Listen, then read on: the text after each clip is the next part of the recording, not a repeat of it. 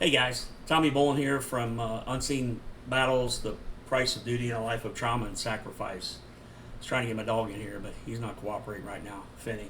Anyhow, I get asked a lot about why I wrote this book, and honestly, this book was never about me. Back in 2019, when everything came to a head, after my suicide attempt, I went away to a 30-day facility to get help, and while I was there, I really learned a lot about myself. They gave me the tools to deal with my issues that I didn't even know what my issues were back then.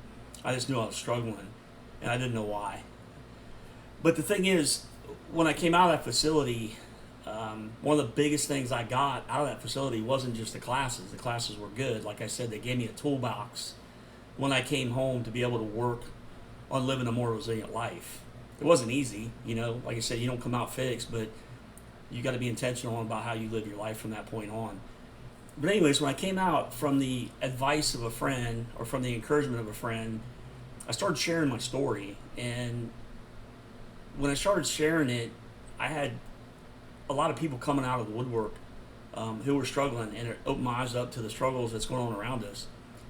So then went back in 2021, we decided to do a video about my journey, and it really opened my eyes up. The only thing I knew back then was the fire service, and next thing I know, I got more conversations entering the scene. Firefighters, police officers, military guys, nurses, corrections officers, dispatchers, honestly anybody who served on the line of trauma.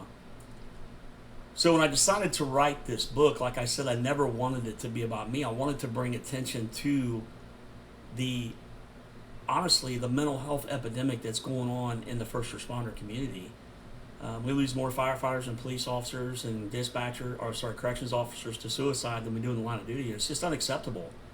One of the biggest things I got out of it was called the IFF Center of Excellence. It was just for firefighters that I went away to for 31 days. One of the biggest things I got was honestly around the fire pit around 5 o'clock in the afternoon. Sometimes being around 20 to 40 of my brothers and sisters around the country and just talking about our issues. And in that moment, knowing I wasn't alone, I literally thought I was going crazy back then. And all of us sitting around there just sharing our stories really opened my world up to, man, this is such a problem with the first responder community, and honestly, anybody who serves on the line of trauma. So I wrote this book to let people know they're not alone, honestly.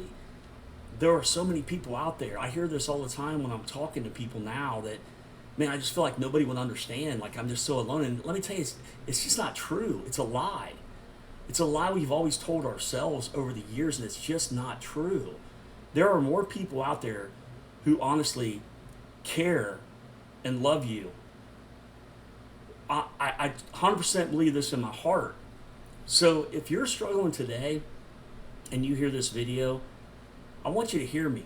You're not alone. You're not going crazy.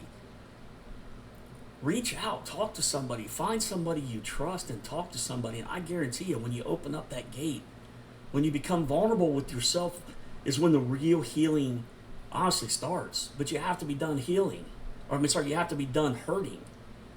So be vulnerable, talk about this stuff. Let the right people know, and that's so important because we know that not everybody out there has our best interests in mind. We just know that. That's life.